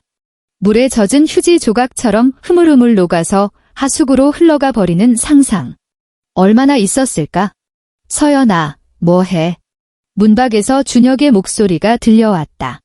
자리에서 일어나 물을 잠그고 문을 열었다. 준혁이 미간을 찌푸린 채 서 있었다. 물을 왜 이렇게 계속 틀어놔? 수도요금 아깝게. 미안해요. 세수 좀 하느라. 그는 나를 한심하다는 듯 쳐다보더니 안방으로 들어갔다. 주방으로 가서 저녁 준비를 시작했다. 삶은 계속되어야 했다. 결혼 1년 차, 나는 심하게 알아누웠다. 단순한 감기 몸살이 아니었다. 온몸이 불덩이처럼 뜨겁고 의식이 흐릿해질 정도의 고열이었다. 그날 저녁 설거지를 하다가 갑자기 세상이 빙글 돌았다. 싱크대를 붙잡고 겨우 버텼지만 눈앞이 캄캄해졌다. 빈혈인가 싶어 대수롭지 않게 넘겼다. 잠자리에 들자 오한이 찾아왔다. 뼛속까지 시린 추위였다. 누군가 내 몸속에 드라이아이스를 채워 넣은 것 같았다. 이불을 머리끝까지 뒤집었어도 덜덜 떨리는 몸을 주체할 수 없었다. 옆에서 자는 준혁이 깰까 봐 숨죽여 떨었지만 이가 딱딱 부딪히는 소리는 막을 수 없었다. 그는 몸을 뒤척였다. 나는 숨을 멈추고 꼼짝도 하지 않았다. 잠시 후 그의 숨소리가 다시 고르게 변했다. 깨지 않은 모양이었다. 나는 천장을 멍하니 바라보며 이 한기가 지나가기를 기다렸다. 하지만 오한은 가시기는커녕 점점 더 심해졌다. 식은땀이 흐르기 시작했다. 이마와 등, 손바닥까지 끈적한 땀으로 뒤범벅이 되었다. 나는 천천히 몸을 일으켜 침대에서 내려왔다. 화장실로 향했다.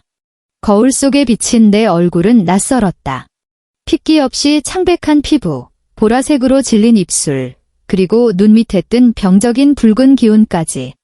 이마에 손을 대보니 마치 달궈진 쇠를 만지는 것처럼 뜨거웠다. 휴대전화로 체온을 재보았다. 39.3도였다. 숫자를 확인하자 덜컥 겁이 났다. 나는 어릴 때부터 잔병치레가 없었고 한 번 열이 나면 독감처럼 크게 앓곤 했다. 게다가 내일 아침 일찍 일어나 아침밥을 해야 하는데 이대로 있다가는 정말 큰일 날 것 같았다. 준혁을 깨우기로 결심했다. 복도는 어두웠다. 나는 벽을 짚고 한 걸음 한 걸음 안방 문을 향해 걸었다. 바닥이 울렁거려 마치 배 위에 서 있는 기분이었다. 깊게 숨을 들이마셔 중심을 잡은 뒤 떨리는 손으로 문을 두드렸다. 준혁 씨, 대답이 없었다. 다시 한번 조금 더 크게 문을 두드렸다. 준혁 씨, 이번에는 인기척이 있었다. 침대가 삐걱거리는 소리가 들리더니 발자국 소리가 다가왔다. 문이 한 뼘 정도 열리고 준혁이 고개를 내밀었다. 눈을 가늘게 뜬 채 잠을 방해받아 짜증이 잔뜩 묻어나는 얼굴이었다. 왜 그래? 나 열이 좀 나서요. 추위 때문인지 두려움 때문인지 목소리가 심하게 떨렸다. 열이 너무 심해요. 병원 응급실 좀 데려다 줄 수 있어요? 그는 눈을 깜빡이며 내 말을 이해하려는 듯했다. 그때였다. 안방 안쪽에서 또 다른 목소리가 들려왔다. 새벽 대바람부터 이게 무슨 소란이니? 어머니의 목소리였다. 나는 그 자리에서 얼어붙었다. 오늘 여기서 주무시는 거였나? 저녁 식사 때도 안 계셨고 나는 식사 준비만 하고 방에 들어가 있어서 언제 오셨는지 전혀 몰랐다. 엄마가 은지 때문에 화나셔서 오늘 여기서 주무시기로 했어. 준혁이 낮게 속삭이듯 설명했다. 그러고는 힐끔 방 안쪽 눈치를 살피더니 다시 나를 보며 말했다. 어머니 계시는데 지금 나가는 건 좀 그렇잖아.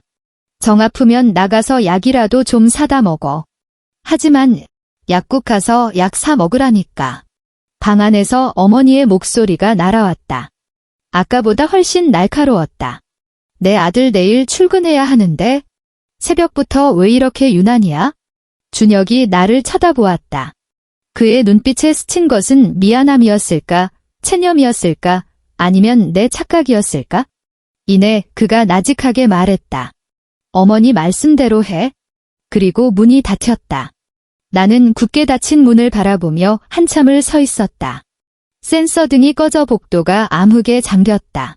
문틈으로 새어나오던 신락 같은 빛마저 사라졌다. 그들은 다시 불을 끄고 잠자리에 든 것이다. 나는 벽을 더듬으며 현관으로 돌아왔다. 어지러움이 심해져 몇 번이나 비틀거렸다. 쭈그리고 앉아 덜덜 떨리는 손으로 신발을 신었다. 실내용 레이스 슬리퍼가 아닌 현관에 놓여있던 외출용 털신이었다. 문을 열고 밖으로 나갔다. 밖은 혹독하게 추웠다. 서울의 겨울밤, 기온은 영하 10도는 좋게 될 듯했다. 얇은 잠옷 위에 현관에 걸려있던 얇은 패딩 하나를 걸쳤을 뿐이었다. 준혁의 옷이라 품이 너무 커서 소매와 목덜미, 옷자락 사이로 칼바람이 사정없이 파고들었다. 엘리베이터 버튼을 눌렀다. 아래로 내려가는 동안 벽에 기대어 겨우 버텼다. 거울처럼 반사되는 엘리베이터 벽면에 비친 내 얼굴은 종이장처럼 하얗고 입술은 시퍼렇고 눈은 핏발이 서 있었다. 1층 로비는 텅 비어 있었다. 24시간 경비원은 졸고 있는 모양이었다. 문을 밀고 거리로 나섰다. 청담동의 새벽거리는 적막했다. 행인은 보이지 않았다. 저 멀리 편의점 간판 불빛만이 어둠 속에서 녹색 형광빛을 내뿜으며 유일한 구원처럼 반짝였다. 나는 그 불빛을 향해 걸었다. 한 걸음 내디딜 때마다 발바닥이 손뭉치를 밟은 듯 푹신거리고 힘이 들어가지 않았다. 바람은 뼈마디 사이사이로 파고들었다. 패딩을 더 단단히 여며 보았지만 이 얇은 옷으로 막아내기엔 역부족이었다. 아파트에서 편의점까지는 고작 300m 남짓이었지만 그 길이 억겁처럼 느껴졌다. 편의점 문을 열자 훈훈한 공기가 훅 끼쳐왔다. 숨이 막힐 듯 더웠다. 포니테일을 한 젊은 아르바이트생이 나를 보더니 흠칫 놀랐다. 내 몰골이 귀신 같았으리라. 저기 해열제 있나요? 그녀는 고개를 끄덕이며 진열대에서 타이레놀 한 상자를 꺼내주었다. 결제하려고 휴대전화를 꺼냈지만 손이 너무 심하게 떨려 비밀번호를 3번이나 틀린 뒤에야 겨우 성공했다. 저기요, 언니. 직원이 걱정스러운 듯 말을 걸어왔다. 많이 아프신 것 같은데 구급차 불러드릴까요? 아니에요. 괜찮아요. 고마워요. 나는 편의점 의자에 잠시 앉아 따뜻한 물 한 컵과 함께 약을 삼켰다. 뜨거운 물이 위장으로 흘러들어가자 아주 잠깐 온기가 도는 듯했으나 곧장 뼛속의 냉기가 그 온기를 집어삼켰다. 얼마나 앉아 있었는지 모르겠다. 20분, 아니면 그 이상. 조금 진정되는 느낌이 들자 자리에서 일어나 다시 밖으로 나갔다. 천천히, 아주 천천히 집을 향해 걸었다. 아파트에 돌아왔을 때는 이미 새벽 3시가 넘은 시각이었다. 신발을 벗고 실내화로 갈아 신은 뒤 손님 방으로 향했다. 안방에는 어머니가 계시니 들어갈 수 없었다. 손님방 침대는 오랫동안 쓰지 않아 눅눅했지만 가릴 처지가 아니었다. 이불을 덮고 눈을 감았다. 머릿속이 엉망진창이었다. 환청처럼 여러 목소리가 귓가에서 웅웅거렸다. 새벽 대바람부터 이게 무슨 소란이니? 약국 가서 약 사 먹으라니까. 내 아들 내일 출근해야 하는데 어머니 말씀대로 해. 고장난 녹음기처럼 같은 말들이 반복해서 재생되었다. 만약 내일 아침에 못 일어나면 어떻게 될까? 욕을 먹겠지? 고작 이런 걸로 알아눕는다며 유난 떤다고 하겠지? 조씨 집안 사람들은 이렇게 나약하지 않다고 비아냥거리겠지. 그러니 일어나야만 했다. 새벽 5시에 알람을 맞췄다. 그리고 억지로 눈을 감고 잠을 청했다. 시간은 그렇게 흘러갔다. 하루하루, 한 달 한 달. 결혼 1년, 2년, 그리고 3년. 언제부턴가 나는 감정이 없는 사람이 되어갔다. 설거지가 산더미처럼 쌓여도 짜증나지 않았고 욕을 먹어도 억울하지 않았으며 얼굴에 장갑이 날아와도 분노하지 않았다. 그저 입력된 프로그램대로 움직이는 기계처럼 살았다. 새벽 5시 기상, 아침 준비, 남편 배웅, 청소, 시어머니 전화 응대, 장보기, 점심 준비, 청소, 저녁 준비, 설거지, 청소, 취침. 쳇바퀴 같은 나날들이었다. 어느 날 준혁이 평소보다 훨씬 늦게 귀가했다. 저녁상을 차려놓고 식탁에 앉아 그를 기다렸다. 1시간, 2시간, 3시간. 국은 식어서 데우고 또 데웠다. 자정이 다 되어서야 들어온 그의 몸에서는 술 냄새와 함께 낯선 냄새가 났다. 내가 모르는 향수 냄새였다. 나는 향수를 쓰지 않았다. 아니, 내 물건을 산 기억조차 까마득했다. 오늘 무언가 물으려 입을 떼자 그가 손을 휘저어 말을 잘랐다. 접대 있었어. 밥 먹었으니까 당신 먼저 자. 그는 곧장 욕실로 들어가 문을 잠갔다. 샤워기 물소리가 들렸다. 평소보다 훨씬 오랫동안 꼼꼼하게 씻는 소리였다. 무엇을 저렇게 씻어내는 걸까? 욕실 문 앞에 서서 생각했다. 접대라고 했다. 하지만 접대를 다녀와서 저렇게까지 몸을 박박 씻어내야 하는 걸까? 저 냄새를 지우기 위해서? 나는 묻지 않았다. 무서워서가 아니었다. 물어봤자 달라질 게 없기 때문이었다. 그는 온갖 핑계를 댈 것이고 나는 그걸 믿는 척해야 할 테니까. 믿지 않는다고 해서 내가 할 수 있는 게 없었으니까. 그날 이후 그의 귀가는 점점 늦어졌다. 접대, 야근 혹은 아무런 설명도 없이 밤 11시, 12시가 되어서야 들어왔고 들어오자마자 욕실로 직행했다.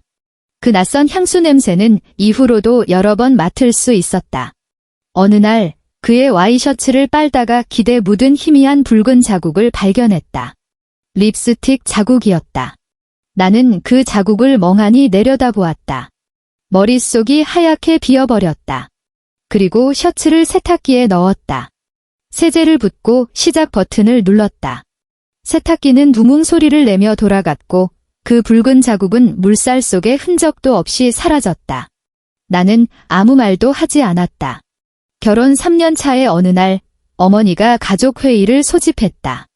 아침에 준혁에게서 전화가 왔다. 목소리는 차가웠다. 저녁 7시까지 집에서 대기해. 무슨 일이냐고 물었지만 그는 있다 보면 알아라는 말만 남기고 끊었다. 7시가 되기 전 집을 싹 청소했다. 소파 쿠션을 각 잡고 탁자를 반들반들하게 닦고 거실에는 어머니가 좋아하는 백단향을 피웠다. 6시 55분 초인종이 울렸다. 가장 먼저 어머니가 들어왔다. 가장 아끼는 짙은 자주색 한복을 입고 머리칼 한 올 흐트러짐 없는 모습이었다. 그 뒤로 준혁이 굳은 표정으로 들어왔고 마지막으로 은지가 나를 위아래로 훑어보며 비릿한 미소를 짓고 들어왔다. 그들이 거실에 자리를 잡았다. 어머니는 거실 정중앙 가장 크고 편안한 1인용 소파에 앉았다. 평소에는 준혁이 앉는 자리였지만 오늘은 그녀가 다리를 꼬고 앉아 내가 내온 차를 마시고 있었다. 준혁은 그녀의 왼쪽에, 은지는 오른쪽에 앉았다. 나는 구석에 서 있었다. 서연아. 어머니가 입을 열었다. 지나치게 차분해서 오히려 불안한 목소리였다. 결혼한 지 3년 됐지? 네, 어머니. 3년. 그녀가 단어를 곱씹었다. 3년이나 지났는데 내 배는 소식이 없구나.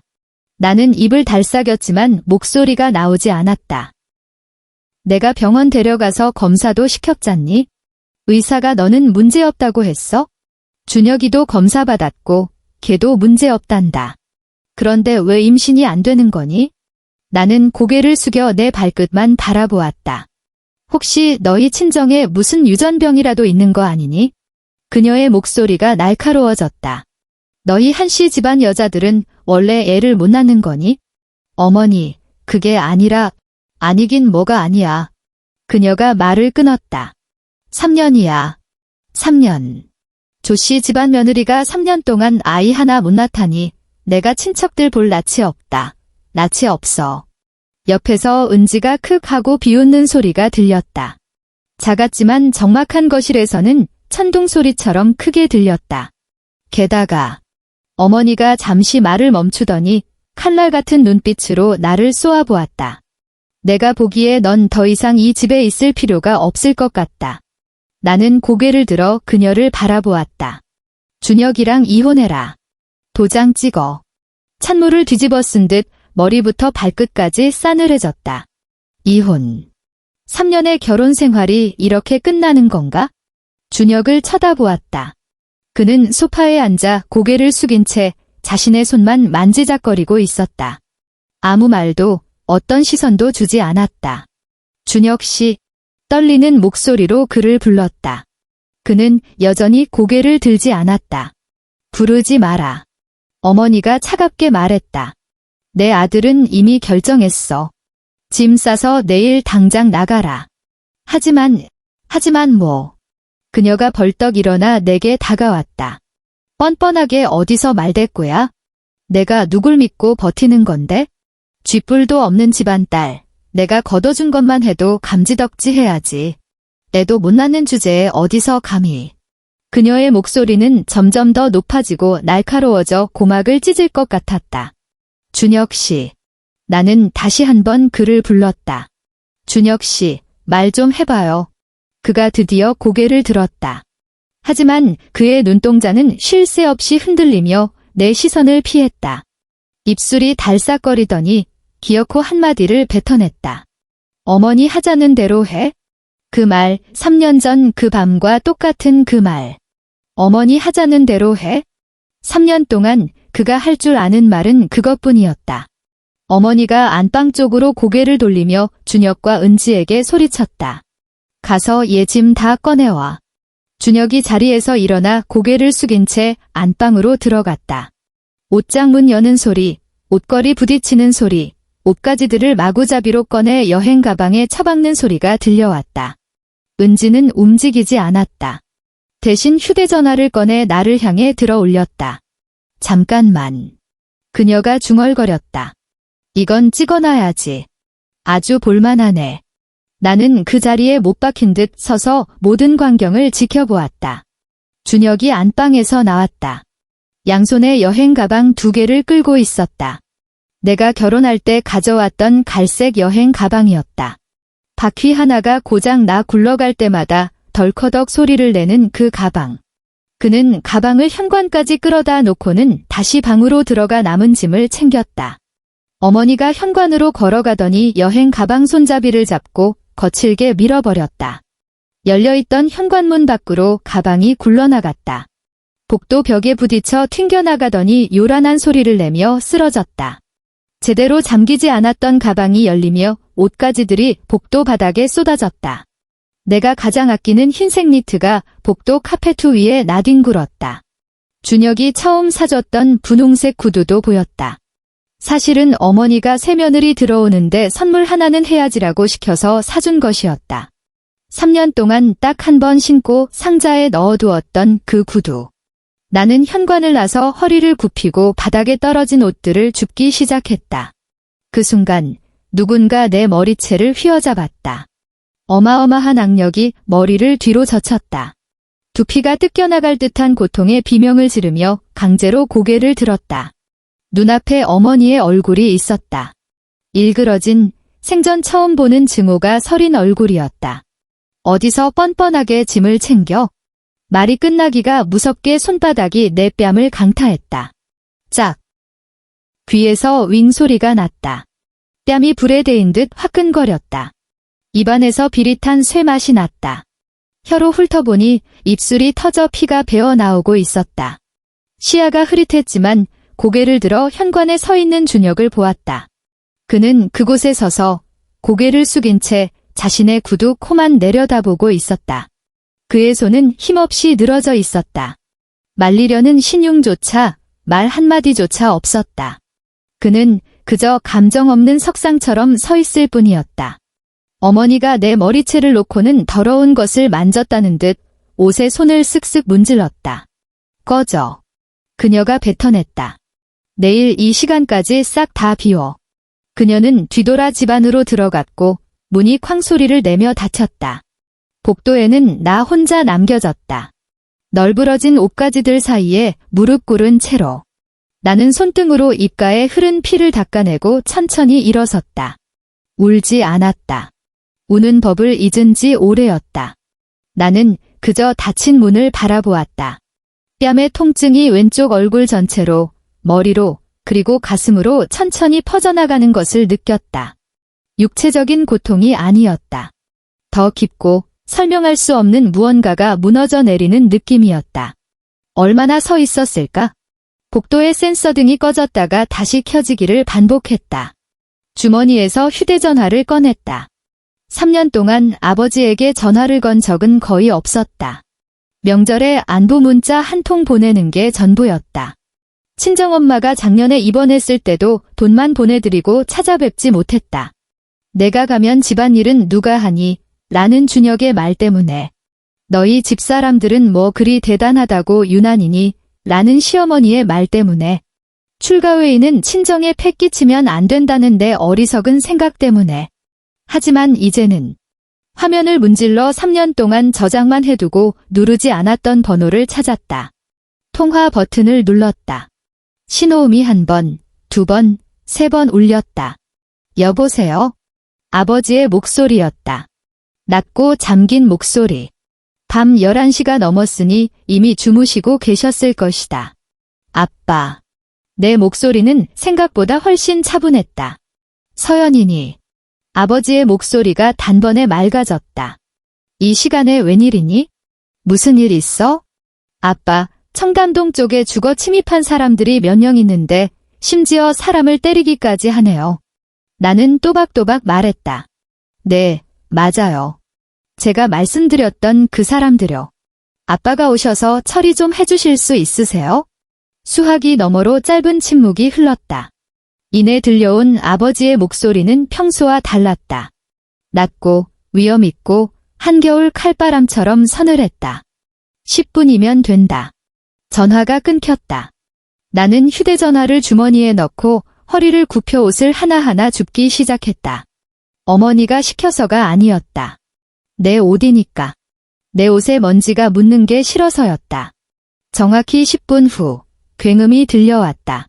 한 대가 아니었다. 십수대의 차량이 내는 엔진 소리가 아파트 단지를 뒤흔들었다. 나는 복도에 서서 이미 정리를 마친 여행 가방 2개를 내려다보고 있었다. 얌전한 강아지처럼 내 발치에 놓인 가방들. 복도의 다른 집문들이 하나둘 열렸다. 이웃들이 고개를 내밀고 수근거렸다. 저게 무슨 차야?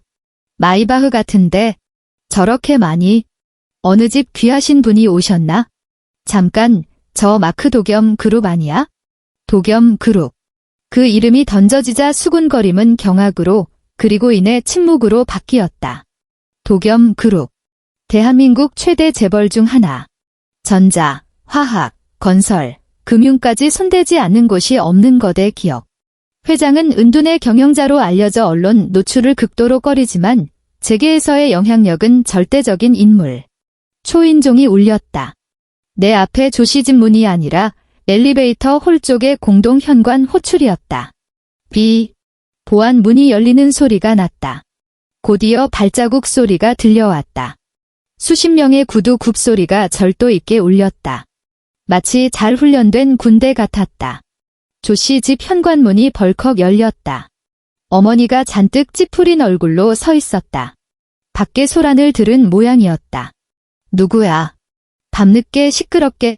그녀의 말은 복도 끝의 광경을 본 순간 뚝 끊겼다. 나도 보았다.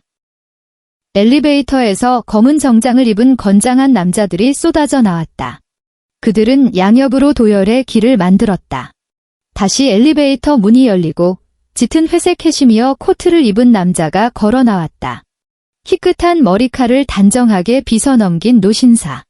꼿꼿한 허리와 흐트러짐 없는 걸음걸이. 맹금류처럼 날카로운 눈빛으로 좌중을 압도하는 기세.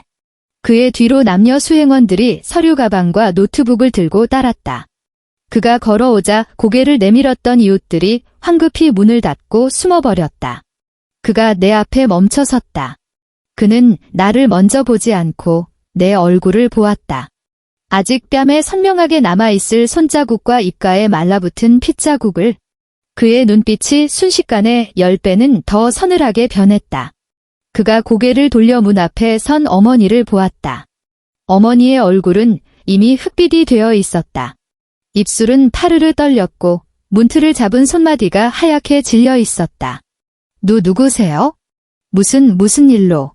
아버지는 대꾸하지 않았다. 그저 발밑에서 시끄럽게 구는 개미를 보듯 그녀를 내려다보았다. 여기가 당신 아들 집이라고? 그의 목소리는 높지 않았지만 듣는 사람의 무릎을 꺾게 만드는 힘이 있었다.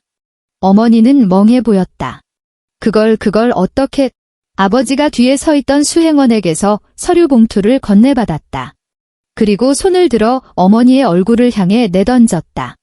서류 뭉치가 허공에서 흩어지며 눈처럼 쏟아져 내렸다. 몇 장은 어머니의 어깨에, 몇 장은 바닥에 떨어졌다. 거기에 누구 이름이 적혀 있는지 보시지. 어머니가 떨리는 손으로 바닥에 떨어진 종이 한 장을 주워 들었다. 그녀의 눈이 찢어질 듯 커졌다. 안색이 창백하다 못해 투명해질 지경이었다. 부동산 등기부 등본이었다. 소유자, 한서연. 매수자, 도겸그룹. 매수일, 20XX 년 X월 X일. 우리가 결혼하던 그 해였다. 이건 말도 안 돼. 준혁이가 대출받아서 샀다고 분명히. 대출. 이번에 입을 연 건 나였다. 나는 아버지 곁에서 한 걸음 앞으로 나와 어머니와 마주 섰다. 3년 동안 나는 항상 고개를 숙이고 있었다. 밥을 할 때도, 청소를 할 때도, 욕을 먹을 때도. 이제 나는 고개를 들었다. 어머니. 내 목소리는 차분했다. 이분은 제 아버지입니다. 도겸그룹 회장, 한명재 씨고요. 어머니가 휘청거렸다. 이 집은... 나는 말을 이었다.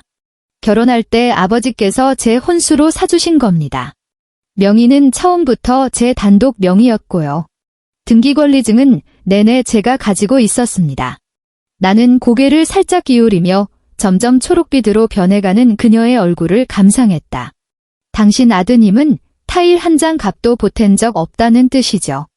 어머니는 무트로 올라온 물고기처럼 입만 뻐끔거릴 뿐 아무 말도 하지 못했다. 등 뒤에서 급한 발소리가 들렸다. 준혁이 방에서 뛰쳐나왔다.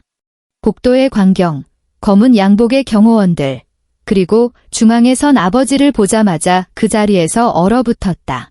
그의 얼굴은 어머니보다 더 흉하게 일그러졌다. 서연아. 그의 목소리가 갈라졌다. 너 왜 나한테 말 안 했어? 그 목소리에는 공포와 불신, 그리고 내가 이해할 수 없는 억울함 같은 것이 섞여 있었다. 나는 헛웃음이 나왔다. 3년 동안 그는 단 한 번도 내게 묻지 않았다. 우리 집이 뭐 하는 집인지, 부모님은 어떤 분인지, 친구는 있는지, 뭘 좋아하는지, 무슨 생각을 하는지. 그는 오직 나를 자기 엄마 수발 들게 하고 밥하고 빨래 시키고 여비서와 호텔 드나드는 데만 바빴으니까. 그래, 나도 알고 있었다. 말하지 않았을 뿐. 당신도 안 물어봤잖아. 내가 말했다. 내 목소리가 너무 평온해서 나조차 놀랄 지경이었다. 3년 동안 나한테 질문이란 걸 해본 적 있어? 힘들진 않은지, 밥은 먹었는지, 아픈 건 좀 괜찮은지, 먹고 싶은 건 뭔지, 하고 싶은 건 뭔지. 그의 입술이 달싹거렸지만 말은 나오지 않았다. 당신은 나를 당신 어머니 식모로 부려먹고, 나는 그를 똑바로 쳐다보며 말했다. 그 여비서랑 놀아나느라 바빴잖아. 셔츠 기대에 묻은 립스틱 자국, 내가 모를 줄 알았어? 그의 동공이 지진이라도 난 듯 흔들렸다. 알고 있었어. 라는 생각이 얼굴에 그대로 드러났다. 내 출신 성분까지. 나는 한 글자 한 글자 힘주어 말했다. 당신한테 보고해야 할 의무는 없어? 아버지가 손짓하자 법무팀장이 앞으로 나섰다. 금태 안경을 쓴 중년 남성이 두꺼운 파일을 펼치며 헛기침을 했다. 민법 제213조에 의거, 소유자는 그 소유에 속한 물건을 점유한 자에 대하여 반환을 청구할 수 있습니다. 그의 목소리는 크지 않았지만 못을 박듯 단단했다. 현 시간부로 조준혁, 최말순 및 관련자들에게 통고합니다. 본 주택의 소유주 한서연 씨는 귀하들의 거주를 동의한 바 없습니다.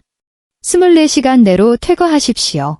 불응시 강제 집행 및 주거 침입에 대한 형사 책임을 묻겠습니다. 어머니가 다리에 힘이 풀려 바닥에 주저앉았다. 초점 잃은 눈으로 허공을 응시하며 입술을 덜덜 떨었다. 아니야, 그럴 리가 없어. 준혁이가 고장난 라디오처럼 같은 말만 반복했다. 준혁은 주먹을 꽉 쥐고 부들부들 떨고 있었다. 분노인지 공포인지 모를 감정으로 얼굴이 시뻘개졌다. 그때 은지가 슬금슬금 방에서 나왔다. 휴대전화를 든 채 상황을 파악하려다 사색이 되어 굳어버렸다. 너. 준혁이 쉰 목소리로 입을 열었다. 이게 무슨 짓이야? 이혼이라도 하겠다는 거야? 내가 하겠다는 게 아니지. 내가 대꾸했다. 당신 어머니가 나가라고 했잖아. 난 그 말씀에 따르는 것뿐이야. 그의 얼굴이 일그러졌다. 서연아. 그가 한 걸음 다가오며 비굴하게 표정을 바꿨다. 우리 대화로 풀자. 엄마가 말이 좀 심하셔서 그런 거잖아. 내가 대신 사과할게. 응? 나는 그를 내려다보았다. 3년 동안 내가 대신 사과할게라는 말을 수없이 들었다. 어머니가 욕할 때마다 덤마가 원래 입이 좀 거칠어. 어머니가 회초리로 내 손바닥을 때렸을 때도 노인네가 그러려니 해. 하지만 정작 그녀 앞에서 나를 감싸준 적은 단 한 번도 없었다. 단 한 번도. 조준혁 씨. 나는 그에게 처음으로 존댓말을 썼다. 사과는 필요 없습니다. 그가 멍하니 나를 보았다. 결혼 후 늘 준혁 씨, 자기야 라고 부르던 내가 긋는 선이 낯선 모양이었다. 어머니께 드릴 말씀이 있어서요. 나는 쭈그리고 앉아 최말순 여사와 눈높이를 맞췄다. 그녀는 여전히 넋이 나간 채 바닥에 퍼질러 앉아 있었다. 어머니. 내가 나직이 불렀다. 3년 동안 우리 친정 무시하셨죠? 쥐뿔도 없는 집안이라고. 아드님이 하는 그 조그만 전자 부품 회사가 대단한 줄 아셨죠? 그녀는 듣고 있는지조차 알 수 없었다. 나는 비서에게서 서류 하나를 건네받아 그녀 눈앞에 펼쳤다. 오늘 아침 아버지의 법무팀이 급하게 처리한 서류였다.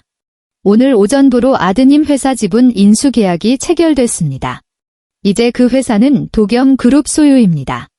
준혁이 휘청거리며 뒷걸음질 쳤다. 뭐라고? 그가 비명을 질렀다. 내 회사를 당신들이 무슨 권리로? 무슨 권리냐고요? 나는 일어나 그를 바라보며 고개를 갸웃했다. 당신 회사가 지금까지 버틴 게 누구 덕분인 줄 아세요? 그 대기업 납품 계약들이 당신 능력으로 따낸 것 같아요. 그의 얼굴에서 핏기가 완전히 사라졌다. 지난 3년 동안 도겸 전자사업부에서 당신 물건을 받아줬어요. 아버지가 지시하신 일이죠. 당신이란 사람을 지켜보려고. 지켜봐. 그의 목소리가 떨렸다. 나를 감시했어? 감시가 아니라 내가 정정했다. 보호였죠. 나를 위한. 나는 잘생겼지만 지금은 추하게 일그러진 그의 얼굴을 뜯어보았다. 결혼할 때 아버지가 반대하셨어요. 당신도, 당신 어머니도 좋은 사람 같지 않다고. 하지만 내가 우겼죠. 나는 자조적인 미소를 지었다. 당신은 진심일 거라고, 어머니도 겉으로만 그러시는 걸 거라고. 내가 노력하면 언젠가 진심이 통할 거라고 믿었어요. 내 미소가 사라졌다. 하지만 당신들이 가르쳐줬네요. 어떤 사람들은 그럴 가치가 없다는 걸.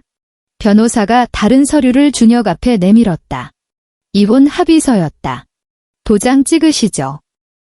준혁이 서류를 낚아채듯 받아들고 훑어내렸다. 몇 초 후 그의 얼굴이 사색이 되었다. 재산 분할 포기 위자료 5억. 그가 충혈된 눈으로 나를 노려보았다. 5억이 애 이름이야? 내가 5억이 어디 있어? 나는 짐짓 고민하는 척했다. 그 여비서한테 빌려달라고 해보시죠. 가방 많이 사주셨다면서요. 에르메스, 샤넬, 디올 다 팔면 꽤 될 텐데. 그의 얼굴이 울그락불그락 변했다. 이게 진짜? 그가 손을 치켜들었지만 아버지 곁에 경호원이 순식간에 내 앞을 막아섰다.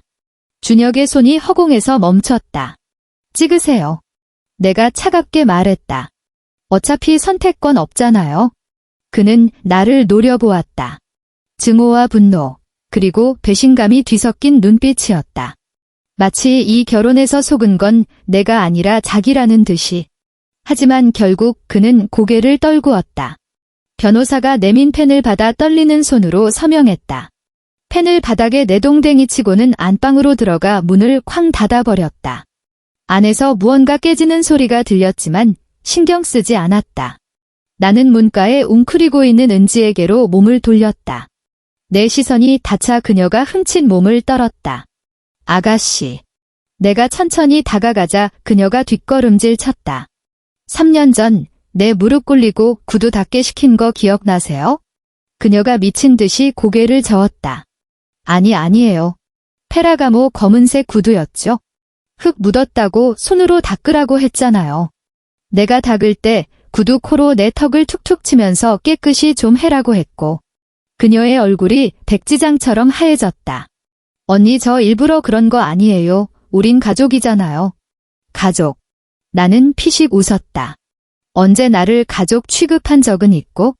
나는 비서에게서 태블릿 PC를 받아 영상을 재생한 뒤 그녀에게 보여주었다. 3년 전 거실 CCTV 영상이었다. 바닥에 무릎 꿇고 걸레질하는 여자와 소파에 다리를 꼬고 앉아 거만하게 내려다보는 여자. 소리는 없었지만 상황은 명백했다. 갑질. 이 집에 CCTV 있는 거 알죠? 3년치 영상, 내가 다 가지고 있어요. 은지의 입술이 파랗게 질렸다. 편집본은 다 만들어뒀어요.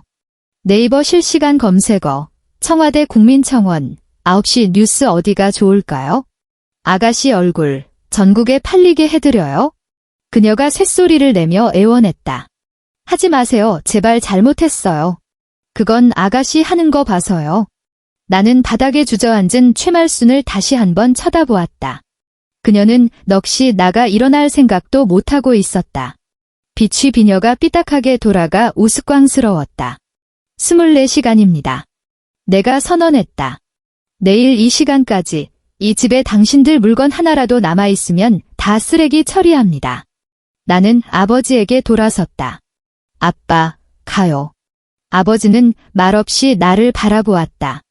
안쓰러움과 대견함이 섞인 눈빛이었다. 아버지가 고개를 끄덕이고 엘리베이터로 향했다. 나는 미리 챙겨둔 내 여행 가방 2개를 끌고 아버지를 뒤따랐다. 엘리베이터 앞에서 마지막으로 뒤를 돌아보았다. 열린 문틈으로 주저앉은 시어머니와 방에서 물건을 부수고 있는 전남편, 공포에 질려 떨고 있는 시누이가 보였다. 지긋지긋했던 3년이 그렇게 끝났다. 엘리베이터 문이 닫히고 숫자가 내려가기 시작했다. 31, 30, 29. 나는 눈을 감고 깊게 숨을 들이마셨다. 3년 만에 처음으로 숨통이 트이는 것 같았다. 다음 날 아침 청소 전문 업체의 트럭이 아파트 앞에 멈춰 섰다. 나는 거실 통유리창 앞에 서서 파란 유니폼을 입은 직원들이 일사불란하게 움직이는 것을 지켜보았다. 아버지가 사람을 보내 그들이 24시간 내에 퇴거하는지 감시했다고 한다. 어젯밤 늦게 최말순 여사가 정신을 차리고 짐을 싸기 시작했고 준혁도 술에 취해 울며 짐을 챙겼다고 했다. 날이 밝자마자 이삿짐 트럭이 와서 그들의 짐을 몽땅 싣고 떠났다. 지금은 집안 전체를 소독하고 청소하는 중이었다. 그들이 남기고 간 흔적들, 소파 쿠션부터 칫솔까지 전부 검은 쓰레기 봉투에 담겨나갔다. 내가 샀던 꽃병도 어머니가 고른 식탁 매트도 전부 버려졌다. 이 공간에서 그들의 흔적을 완전히 지워버리고 싶었다. 마치 지난 3년이 없었던 일인 것처럼. 초봄의 햇살이 창을 통해 쏟아져 들어왔다. 나는 가만히 서서 몸이 둥실 떠오르는 듯한 가벼움을 느꼈다. 이제 새벽 5시에 일어나 미역국 간을 맞추지 않아도 된다. 계란말이가 탔는지 걱정할 필요도 없다. 소파 밑을 기어다니며 보이지 않는 먼지를 닦지 않아도 되고 시어머니의 전화를 받으며 죄인처럼 굴지 않아도 된다. 3년 만에 처음으로 나는 온전히 나로서 숨을 쉬고 있었다. 창문을 조금 열자 차가우면서도 상쾌한 봄바람이 불어왔다. 아, 숨 쉰다는 게 이런 기분이었구나. 3개월 후. 준혁의 회사는 도경그룹에 인수된 후 강도 높은 내부 감사를 받았다. 결과는 참혹했다. 탈세, 분식회계, 횡령 줄줄이 엮여나온 죄목들로 그는 검찰청 포토라인에 섰다. 출국 금지를 당했고 전 재산이 압류되었다. 최말순 여사는 쫓겨나듯 경기도 외곽의 낡은 빌라로 이사했다. 강남 친구들은 이미 연락을 끊은 지 오래였다. 들리는 소문에 의하면 그녀는 하루 종일 텔레비전만 보고 있다고 했다. 도경그룹 관련 뉴스가 나오면 내가 사돈이 누군지 어떻게 알았겠어 하며 통곡을 한다고. 은지는 그날 이후 자취를 감췄다. SNS 계정도 삭제하고 번호도 바꿨다. 어디선가 조용히 숨죽여 살고 있을 것이다. 그 영상은 공개하지 않았다. 아버지가 쥐고 있는 칼이 더 무서운 법디라고 하셨기 때문이다. 그리고 그 여비서. 인수 후 가장 먼저 정리해고 명단에 올랐다. 그녀가 준혁을 찾아가 회사 로비에서 난동을 부리는 장면이 뉴스에 나왔다. 결혼해준다며, 사랑한다며 라고 울부짖는 그녀를 준혁은 매몰차게 뿌리치고 도망쳤다. 그 뉴스를 보며 나는 생각했다. 그녀 역시 속았을 뿐이라고. 나처럼 사람을 잘못 본 죄, 그뿐이라고. 미움조차 아까웠다. 1년 후, 제주도. 프라이빗 비치의 하얀 모래사장 위를 맨발로 걸었다. 파도가 쏴 하며 발등을 간지럽혔다. 흰색 린넨 원피스 자락이 바람에 펄럭였다. 지난 1년 동안 나는 많은 곳을 여행했다. 파리, 런던, 뉴욕 그곳에서 맛있는 것을 먹고 새로운 사람들을 만났다. 내가 무엇을 좋아하는지, 어떤 커피 취향을 가졌는지, 어떤 풍경을 보고 싶어 하는지 다시 알아가는 시간이었다. 서연 씨. 뒤에서 누군가 나를 부르는 소리에 돌아보았다. 흰 셔츠 소매를 걷어 올린 남자가 환하게 웃으며 달려오고 있었다. 태신 그룹의 장남이자 지금 내 곁에 있는 사람, 김태형이었다. 파리 루브르 박물관 모나리자 앞에서 우연히 만난 우리는 서로의 상처를 알아보고 보듬어주며 가까워졌다. 그는 내가 이혼녀라는 것도 어떤 일을 겪었는지도 알았지만 개의치 않았다. 과거는 과거일 뿐이잖아요. 중요한 건 지금이죠. 그는 내게 물었다. 저녁은 뭘 먹고 싶은지, 어떤 영화를 보고 싶은지, 어디 가고 싶은지. 그 사소한 질문들이 얼마나 소중한지 나는 이제 안다. 서연 씨. 내 앞에 멈춰 선 그가 숨을 고르며 물었다. 저녁 뭐 먹을까요? 나는 그를 보며 웃었다. 햇살 아래 반짝이는 그의 얼굴이 참 맑았다. 아무거나요. 미역국만 아니면 돼요? 그가 영문을 모르겠다는 듯 눈을 깜빡이다가 따라 웃었다.